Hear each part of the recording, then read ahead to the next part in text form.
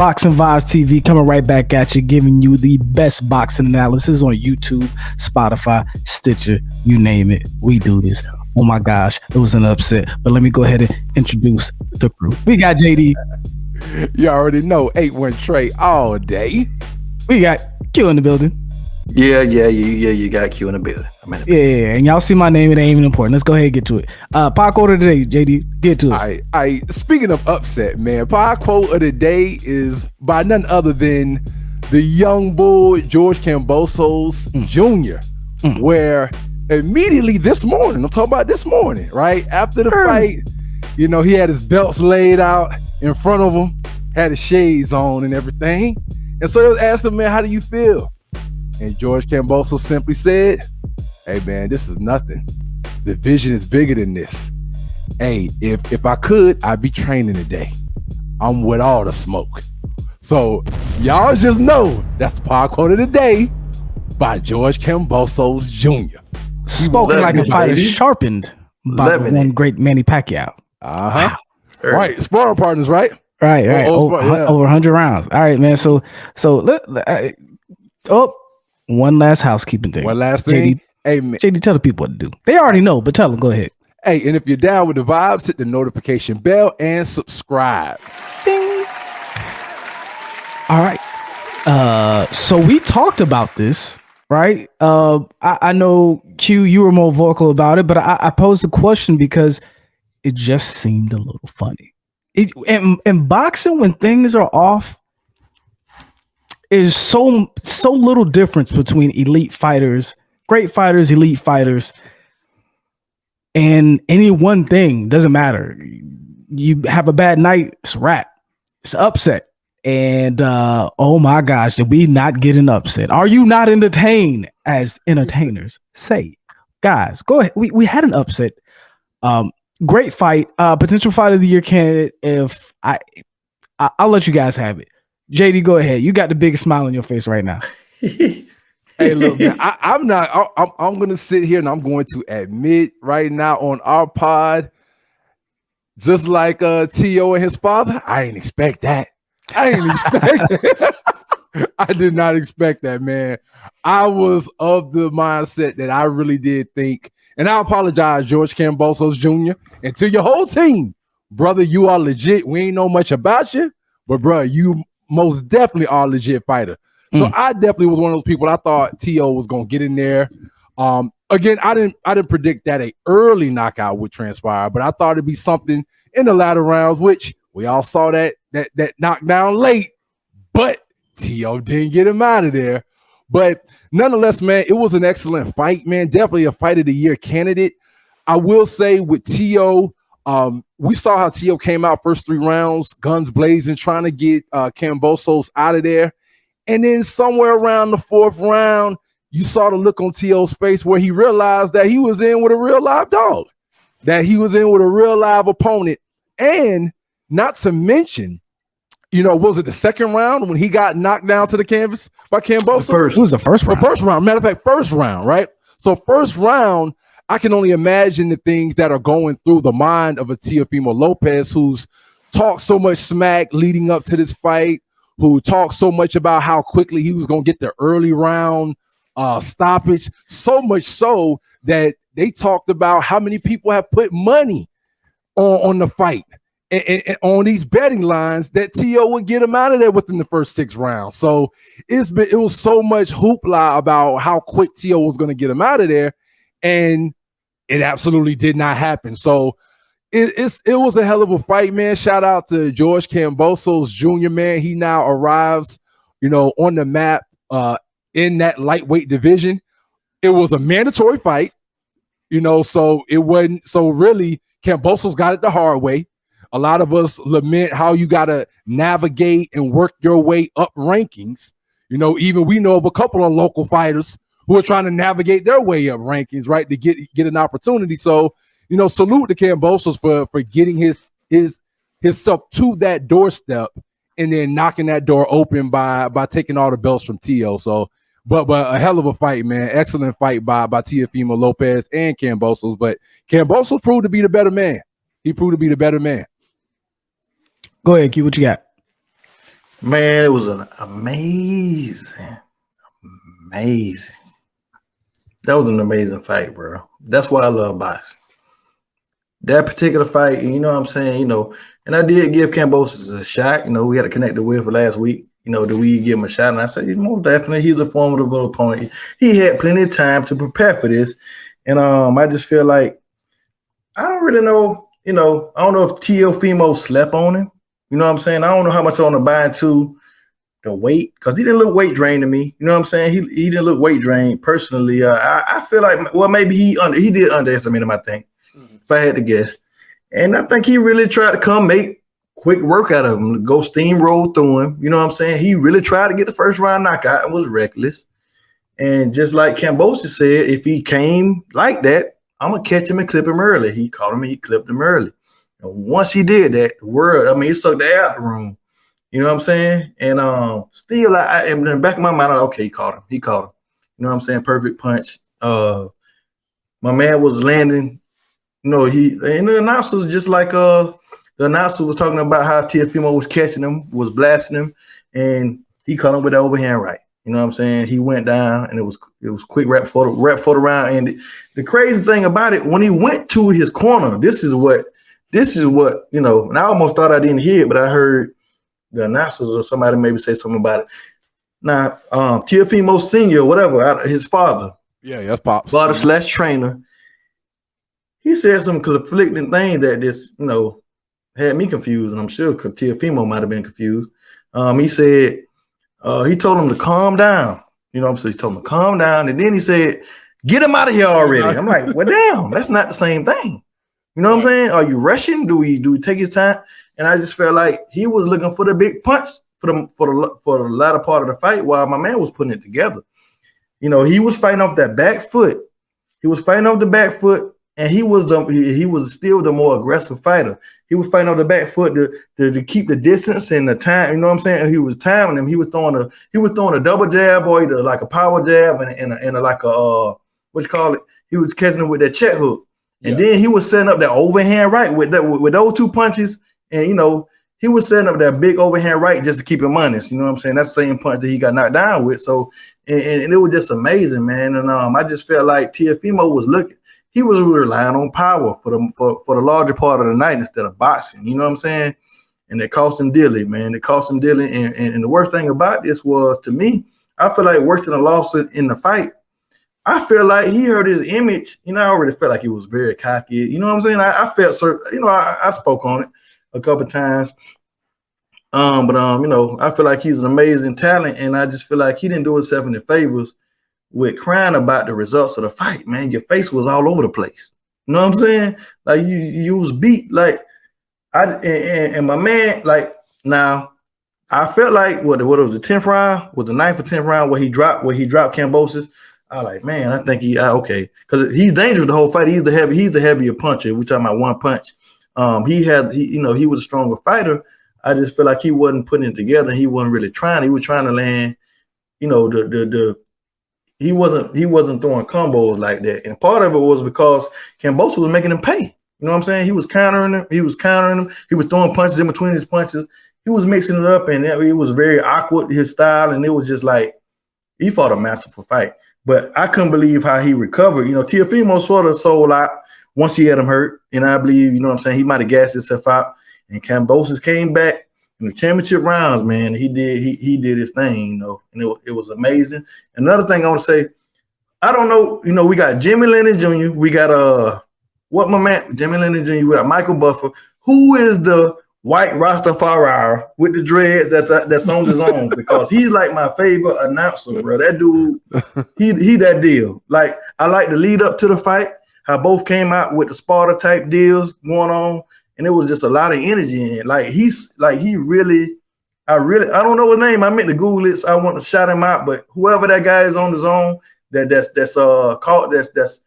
not the Michael Buffer, not the Jimmy Lennon. I don't know what his name is, but he's the next guy. I like him a lot. He's been around for a minute. He's called some fights for HBO and a lot of different platforms. His name is David. I'm cheating now. Hold on, let me see. David Diamante. But yeah, he's been around for a minute. He a beast. I like him a lot, man. I like him a lot.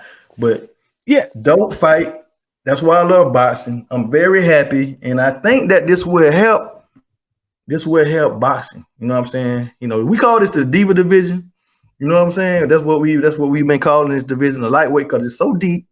But you know, the fighters don't want to fight. We got Ryan Garcia calling him out now, which is crazy. I want to come back and fight him. You know what I'm saying? Everybody's calling him out, and I think he's up for the test, man. I feel like he's up for the test, and that's pretty much what I got, man. I don't think I left anything out. But what you got, the moderator of the Madness? I really want to hear your take, brother. Man, I text you guys when they were talking about the pre-fight buildup, right? The ring walks and Teofimo was coming out. You know, for as cocky as Teofimo was, and he has a lot of stuff going on outside of the ring. You saw that knockdown when you said it took the air out of the room. It panicked Teo because, unlike, you know, we watch all sports, right? We watch not all sports, but we watch football, basketball, and when these players take the court, they got their money. You know what I'm saying? The biggest thing to them is not whether they lose a basketball game; it's an injury, right? Boxing's not like that. You can lose a fight and it can substantially hurt your earning power in the future. With that being said, Teo had a lot on his plate.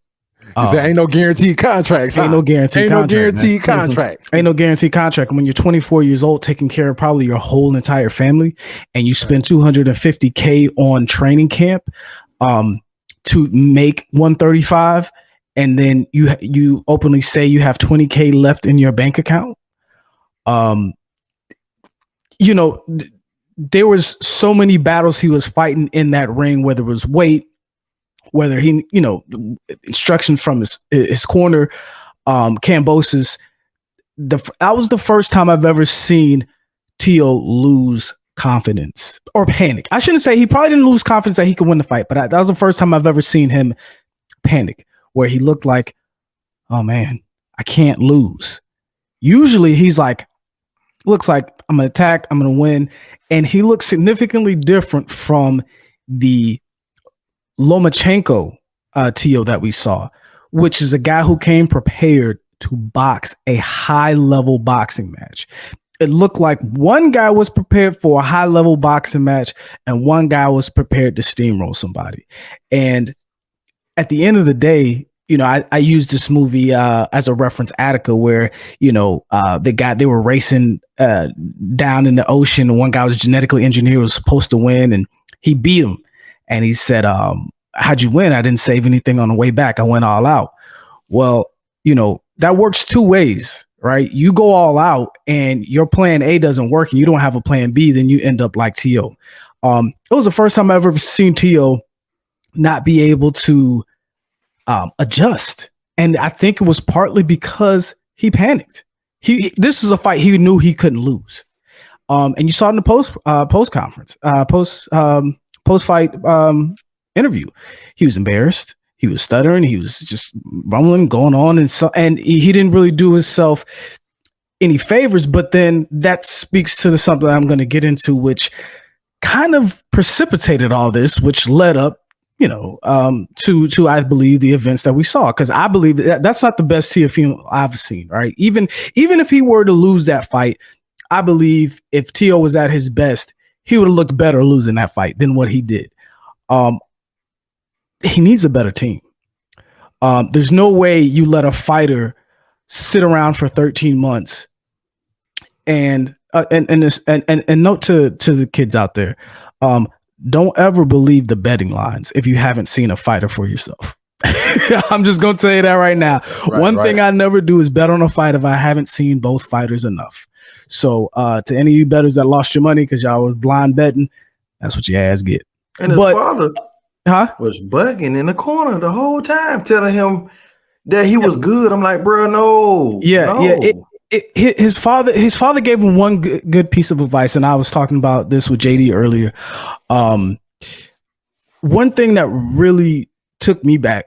Like I was expecting to see Teo go back to, hey, no matter what, I'm a dog, so I gotta get this. I was expecting for him to pull an elite fighter move, like a Tyson Fury versus Otto Wallin. Like, hey, you cut me, you hurt me, I'm better than you. We gonna bang, and I'm gonna get you out of there. He never pressed him on the ropes, and his father told him, hey, you're in trouble when you're on the outside. And whenever he backed Kambosos up, he never pinned him on the ropes and tried to go to war. He tried to do that one shot, lean in, big punch. And that was unfortunate because I feel like Teo has so much more in the toolbox that he really left a stale performance in the 11th and 12th round. And it could have been because maybe he was killed himself to get to 135, rehydrated. And even if you rehydrate, if you're not a 135-pound fighter anymore, it's a wrap. And so I think he needs a better team. You got a guy you keep draining to get to 135. They've been talking about this for a year and a half, to then fight a guy that you're not that familiar with in his weight class. And it's just the way Teo closed the show against Lomachenko, he did the complete opposite against George Kambosos. So in the future, I'm still a big Teo fan. He was embarrassed by the loss, and then he went on to embarrass himself. Especially when Kambosos asks, well, we can come do it in my backyard. Exactly. Exactly. When somebody really says that and you feel like you won the fight, well, prove it. Say, okay, I'll go that again. But Kambosos is a lot bigger than Lomachenko, and he hit harder, and it showed in all over his skin, his tissue. But see that's true. But I don't think it was necessarily the punishment he was dishing out. I think Teo just wasn't prepared. His corner wasn't prepared. Yeah. He wasn't prepared because Teo has better head movement than what he showed. Right? He wasn't moving his head. He wasn't trying to counter punch. He wasn't trying to bully him. He stuck to the same game plan. Like, there was one guy who had 13 months to prepare for you, and there was another guy who just trained like he was about to knock you out. And when you prepare, how did Herm Edwards said, a plan that can't be changed is not a good plan. And it seemed like he didn't have a change of plans if something went wrong. I don't think they even fathomed what just happened. They were like, there's no way, you're too fast. And in the opening bell, he looked faster, right? Teo looked faster. He was stronger. He was probably heavier. He's probably 145 pounds. He was a bigger man. I haven't seen anybody fight that well. Well, off the top, somebody fighting going backwards like that. Like, Kambosos was a beast on that back foot, man. It was crazy how aggressive he was fighting off the back foot. You know what I'm saying? Let me ask you a question, Q. Was it not easier for him to do it once Teo became one-dimensional? Once he knew what Teo was going to do? Well, I mean, I'm on the speaker I'm side, man. I can't really go with, it just. No, what I'm saying is Teo didn't do anything else. Like, Kambosos, he could sit back and work magic on his back foot because he knew what was coming. He knew what was coming. And that's on Teo for not changing it up and preparing better.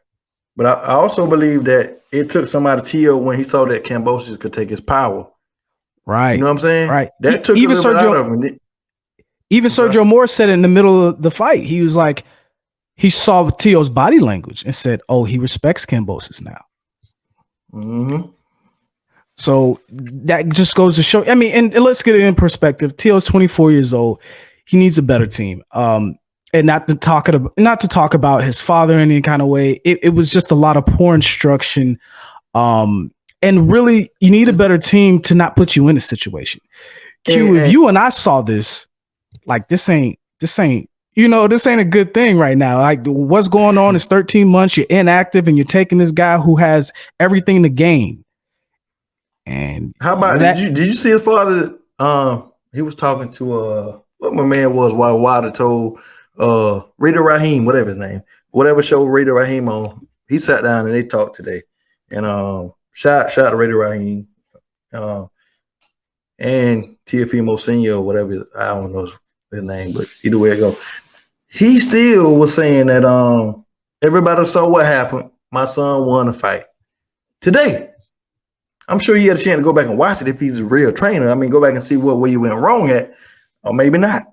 You know what I'm saying? But that's what he said. He said everybody saw what happened. And I'm like, bro, this ain't gonna get no better. Everybody not like this. You know, you can't be. Everybody saw what happened, and that's why they booed when Teo said he won the fight. Your home crowd booed you when you. And said he you even won said the fight. that they was booing. He thought they was booing Kambosos. Oh yeah. He said they was booing the results. I'm like, bro, they was booing your son. Yeah, because they weren't booing until Teo made that comment. I'm not sure I understand. Right. So exactly. Yeah, he probably didn't understand. But I got a question to pose to you guys.